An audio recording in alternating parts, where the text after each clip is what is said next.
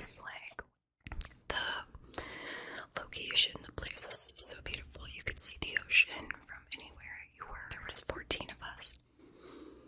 And they give you half a cup to start. And then you sit on your mat and you wait for 20 minutes in the dark. So people are like seeing themselves throw up like snakes and all sorts of things. I also saw a bunch of eyes and a lion at one point. Oh, I also got this message.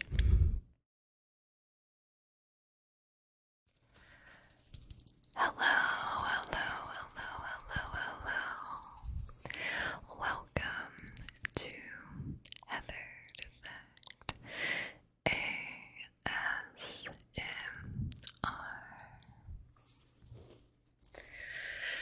Today we are going to be relaxing and letting the stress of our day melt away. Just be here present in this moment while I share a little personal story with you.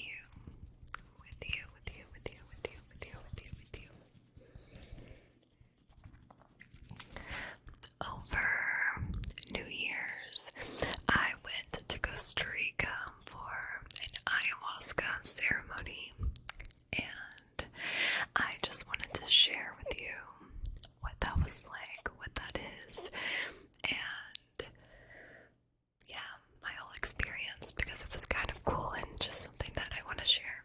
So if you are interested in just learning more about ayahuasca or hearing a little bit about some cool, I don't know, visions and things like that, stay tuned, because that is where we will be going today.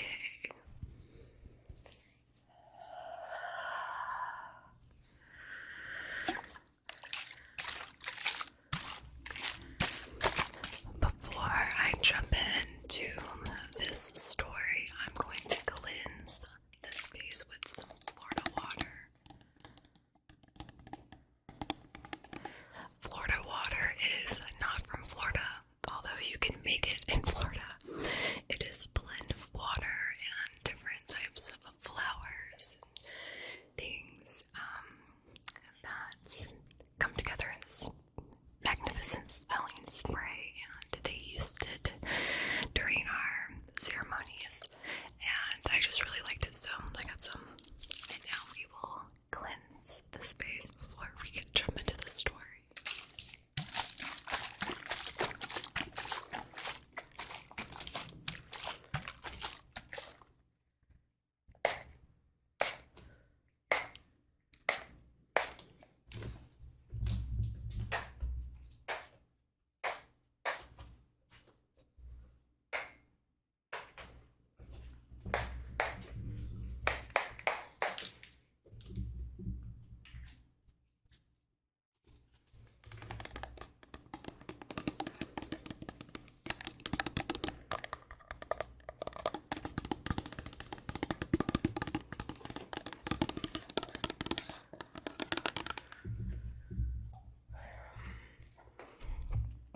Okay, so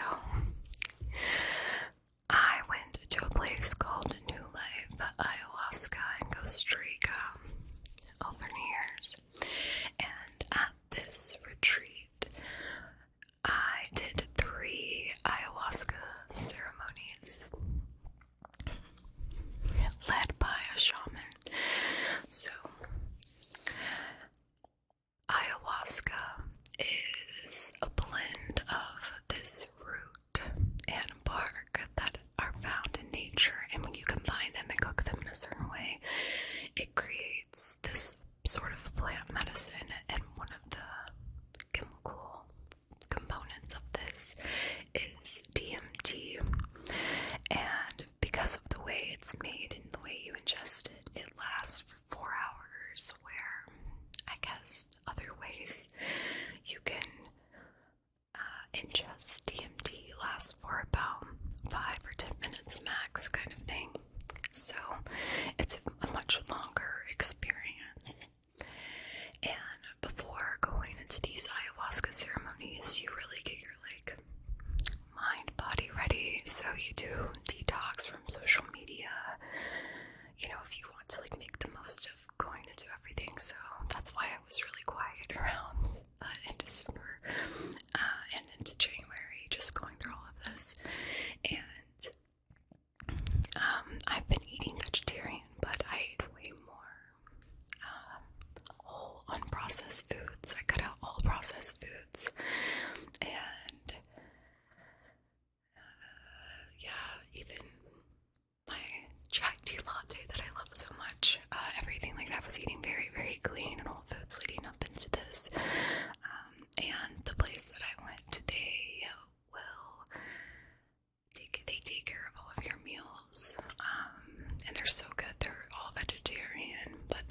this rice that had pineapples and cashew, and onion and maybe garlic, and it was so good. I definitely want to try to make that, and if I can figure out the recipe, I will make it an ASMR video because it is so delicious and needs to be shared with the world. But the food was incredible, and the location, the place was so beautiful. You could see the ocean from anywhere you were, just like the line of the ocean, which is like so calm and peaceful and beautiful. So yes, I was able to completely unplug for a long period of time. I didn't look at my phone at all. It was just really nice to just have that opportunity. So I love you guys so much because I definitely would have never been able to do anything like that if I didn't go this way with my career path. And yeah, I just love that that we have this. I appreciate you guys so much, and I thought about this while I was there, and just really appreciating all of this so much. And like, that's part of the reason why I want to share some of the stuff that happened during my ceremonies, because I realize how deeply I do care about people. And I think some of the messages and information that I get sometimes, even like in meditations and stuff, that I just have like never shared because I don't want people to think I'm weird or crazy or something. But I feel called, I guess, more to like be more open with that. And so yeah, anyway, so this is step one of that. So leading up into the first ceremony, I set an intention about, I'm going to be very open with you guys. I wanted to really like reprogram my brain and release myself from this shame and guilt that I feel around, you know, having been in a relationship that, like an abusive relationship, and getting a divorce and like all of that stuff. And even sometimes I feel bad about my videos and stuff because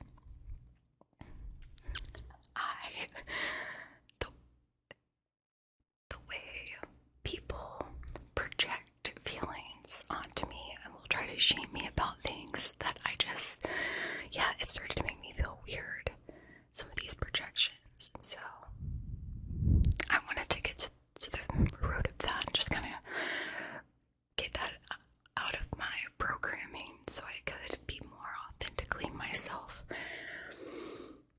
And what ended up happening my first ceremony, well, first of all, you go, and we were in like this hut thing, and there was 14 of us, and they give you half a cup to start, and then you sit on your mat and you wait for 20 minutes in the dark, and they have a candle, and then after that they blow it out, and then they start playing their instruments, and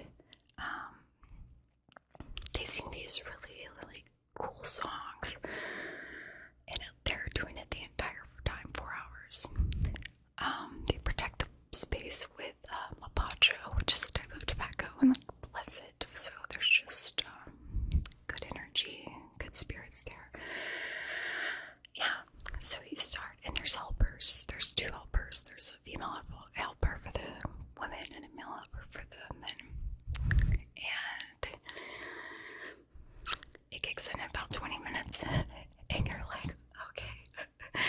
Some people end up getting up, so they do rounds where you can go up and get more if you're not feeling it. But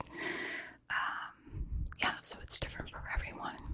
But when mine started to kick in for me, I was so, I don't know, I was terrified, and I had been crying so much. I feel like I just like, it did like such a therapeutic cry of like all these emotions that I had pent up in me, and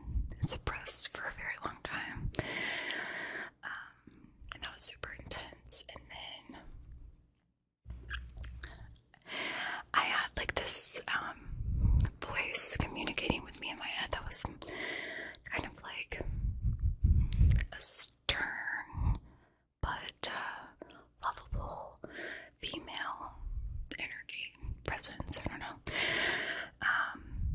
And so she was in my head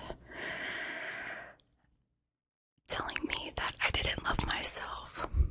And I was like, okay, you know, I get I don't love myself. And she like kept repeating it, like, you don't love yourself. And then she was like, you're not listening to me.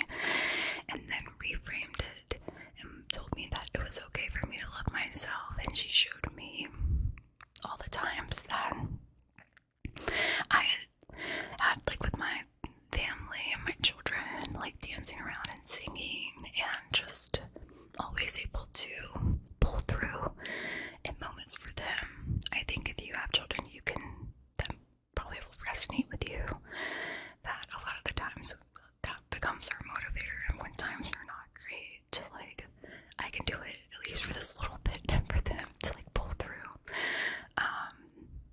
And so she was telling me that it's okay to do that for myself too, like dance and sing for myself, because I like to do that, you know, and it's okay to want to enjoy life and be carefree. I've always felt this sense of like, you need to be so serious or take life so seriously, because I grew up with a very much of a scarcity mindset, and that's like a lot of people, and the system that's in place, our economy is based on that, the scarcity of things. It's ran by that. And so that is unfortunately, depending on where you fall in your mind with that, you won't even have the brain power to think beyond that. You know, it's really hard to imagine a world where you can let go of that completely when you've never even had a moment to breathe. You know, that's how you've always felt, like someone has a boot on you, like pushing you down. So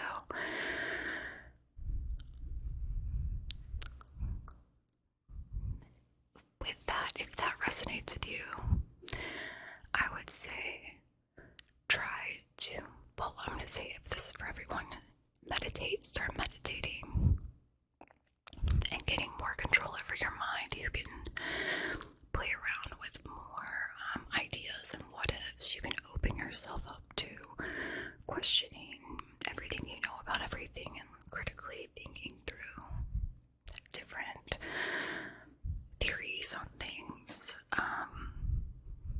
to kind of see how you feel about the world and everything, and approaching it like from that different mindset as you explore these topics.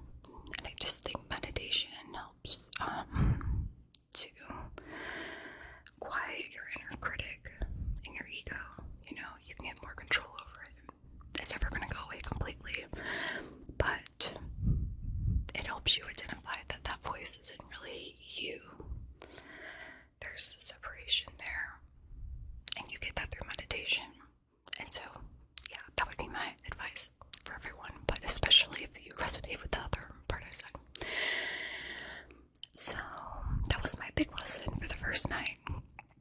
I also saw a bunch of eyes and a lion at one point. And I didn't really know what that meant, but I just like make note of it when I was journaling. Then the second ceremony is only a ceremony where I threw up. So people are like throwing up and seeing themselves throw up like snakes and all sorts of things. I threw up the second ceremony. It was horrible, but like you just really want to do it because you're just like, oh, get this like toxin out of me kind of thing.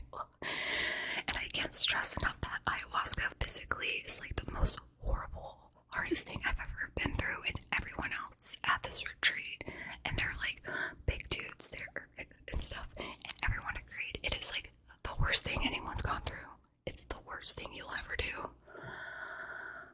But you do get a lot of growth. really like strictly plant medicine therapy, and the growth is kind of worth it because of the things it allows you to kind of really see from a different perspective, and it feels like it just rewires you and kind of resets you in a way. So, but it's very, very hard. So the second ceremony that I went into, my intention was to find out my purpose, like why am I here? And she told me just to enjoy, and I was like, just enjoy. And she was like, yes, there's no purpose to any of this. Like, you guys, us, make it so complicated. Happiness is a choice that you choose in the moment, and she's delivering this in so many different ways over and over again, and like making me practice this skill of whatever you focus on is what you get. So if you can focus on good, you're gonna feel good, you're gonna attract more good, and then more good things are gonna come your way. But if you focus on something negative, it's the same thing, you're gonna get more negative. So whatever you're looking for in life is what you're going to get. So do your best to always choose the more positive mindset, or the mindset that you're wanting to have or aspiring towards in the moment. Always be working towards that. If you're in a mindset that you don't like, you have to do something to change it, because your mind on autopilot is going to keep producing the same thing. So it's really about what you focus on. And we've been lied to about this whole thing, materialism, and this whole scarcity economy, and everything. The whole system is just so broken, and it's unfortunate. Like, it's really unfortunate. I never would have ever questioned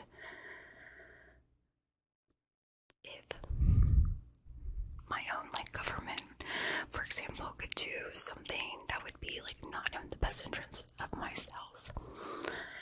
But you see how other countries are portrayed in our media, and then now that we have such a global ability to like communicate with one another, talk to people in other countries, and then ask them what they think about America and the news that they get and everything, like, we're only getting one side of the story. And if you start going down that rabbit hole, it just can open your mind to so many other things, especially related to religion and spirituality and our minds, and how capable we are of so many amazing things just by the power of our brains, and why meditation and stuff is so important. So it's just such an interesting thing. I would love to talk about that more. Maybe I will in the future, but so that's the purpose. And there was actually someone else that got the same message during that ceremony, that hers was delivered as this is a bus stop, and like, this is a bus stop in the grand scheme of like your soul, and what you do is such a small thing, and we take it way too seriously. We're just here to enjoy the stars, the plants, the beautiful nature, each other, our creativity. Like, we're meant to create, we're creative beings, and that's, yeah. And that the only thing that you can leave behind at the bus stop is love. The biggest empires will fall over time, and no one will remember any of these things. The only thing that matters is love, and loving each other, and just loving this planet, and just being appreciative of what we have. It's such a beautiful place, and we're so exhausted from having to work, and now everything is so expensive at the grocery store. It's just like everything just keeps getting more expensive, but we're not making any more money, you know? Like, I get it, it's so stressful, so it's hard to like find those moments of appreciation. But if you can just start with something small, and it will feed into another thing, and I'm telling you, this will make such a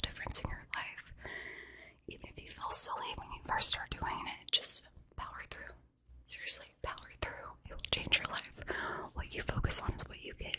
Happiness is a choice. And love is always the answer. Those are the 3 things. Remember those. You'll be good forever. Okay. So, the 3rd ceremony, I went in and I asked to see God. I wanted to experience God. And she was really confused, like, what do you mean, you've already experienced it, kind of thing. So I was trying to figure out, like, what that meant. I couldn't really understand what she meant by that. And then I was like, okay, you can just, like, show me again. And she was like, no, I'm not doing that. You don't need me as a conduit to get to God. You can reach God through meditation. Everyone, it's that simple. You can literally have a conversation with God through meditating. And it's really that simple. So you can just look up how to meditate. It's really easy to do. You just quiet your mind, sit down in a space, you cross your legs, lay down, whatever, sit in a chair, and quiet your mind, and you'll see your ego and your mind will have all these like random thoughts come in. Some people like to do a visualization process where they will visualize a black box or some sort of box that's very strong, and they'll make it like reinforced with chains or whatever, make it out of diamond material, it doesn't really matter. And you put all of your thoughts, everything that comes up, you put them in the box for, a minute, and then you seal the box and lock it up. And anytime anything comes up, you just envision the box and the thought's gone. Vision the box, thought's gone. And that helps. Eventually, after you do that for, let's just say, a week, probably sooner, then it gets really easy to quiet your mind. And then you can start exploring this place of your inner peace and quiet and open up yourself to receive messages from the God that you have access to through your mind. It's all connected. And don't knock it until you try it. Just give it a try and you'll see. You'll be like, whoa, this is so cool. This is crazy. So that was the message that I got for the 3rd ceremony. Oh, I also got this message that I was a light warrior and that I was going to have to be strong and fight one day, which I don't really know what that means. So when I got home, I Googled it, and it's associated with the Archangel Michael, who like defeats Satan and stuff at the end of times. But I, back in September, started meditating, and I started having like lucid dreams, and there was this man in my dreams, and during meditation I had asked like who this person was, and I heard the name Michael, and I wrote it down, which I just was like, my dad's name is Michael, so maybe it's just something like that. But now it's like this is a weird connection to this light warrior thing, so I wonder if this is like, I don't know, a spirit guide or something looking after me. Who knows? Only time will tell in my meditations. But I also looked up the eyes that I saw and the lion thing, and apparently that's like in the book of Enoch, which I had never even heard of, really, like never read. I don't even know what I didn't even know what it was until looking this up. Associated with something Ezekiel saw related to God's chariot or something. They are biblically accurate angels. And so that's what I saw the first ceremony. So I'm wondering if all that intensity that I felt in the first ceremony was God presence or something. And that's why my 3rd ceremony, when I asked to see God, it was like, hey, you already experienced that, maybe. I don't know. But, yeah. So, I don't really know what it all means. I'm still processing, but it was really cool. And I made agreements to not talk to myself badly anymore. That little voice that's critical in my head. And I know how important it is to love myself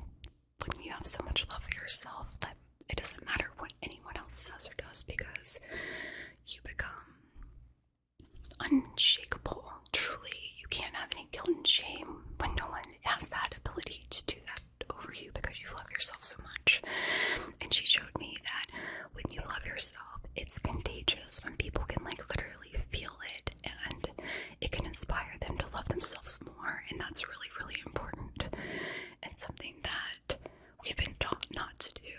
So I'm taking that very serious and doing that, loving myself and being gentle on myself, which I've never really done, so it's kind of weird, but I'm learning as I go. And she also showed me how everyone is connected through our pain, but also our happiness.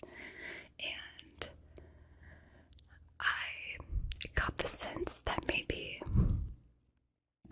when we die, we have this like life review, and our egos are stripped from us, and so you will feel all of the feelings, good or bad, that you caused with people in your review.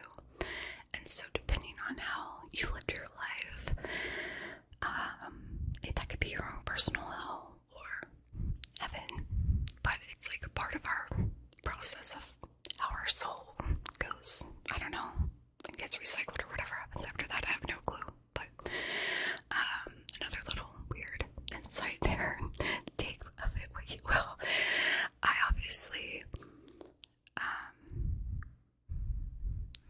I'm just sharing things with you that are just realizations are coming to me, and I don't take everything that I say as fact. I'm entering in just a general like open-minded informational gathering stage, and letting my brain kind of sit with all information so I can pick what I think makes the most sense to me, what feels right, because I've never approached life from that perspective. And something about the ceremony just made me realize that I wanted to do that and trust myself. I've always really relied on other people's opinions to like navigate and guide myself, and I just really want to trust my feelings. So I'm re-looking at everything that I learned in school and just being open-minded, going down some rabbit holes and letting my mind just, I don't know, I'm learning about different things, and it feels nice to just,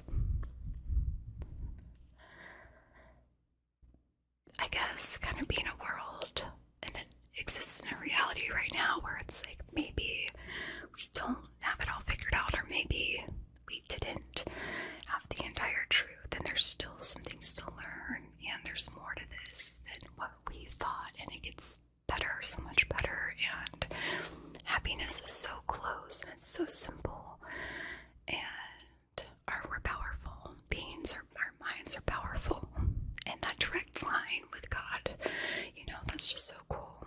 And yeah, so I would say that I recommend going and doing ayahuasca if you can, and if you can't, or if you can, or whatever you do, I would definitely recommend meditating. I'm going to paste in the description this thing that someone shared from my ayahuasca group that's about consciousness and stuff and meditating, and it's really cool, it's interesting, it's a whole vibe. So I'm going to share that, and if you choose to watch it, then it was meant for you to watch, I guess. Anyway, thank you so much for hanging out with me and listening to this little whispered ramble. If you like these, let me know, because I've been thinking about maybe doing some whispered or soft-spoken rambles, or like conspiracy theories, or like different stories. You know how people do those. I like listening to those now when I'm getting ready, and I thought, hey, I could do this and talk about some of these weird rabbit holes that I'm going down, and just be able to discuss it with all of you, which would be super cool, I think. So let me know if you would be interested in that. So if you got this far, you would be my target audience. Okay, so please let me know in the comments.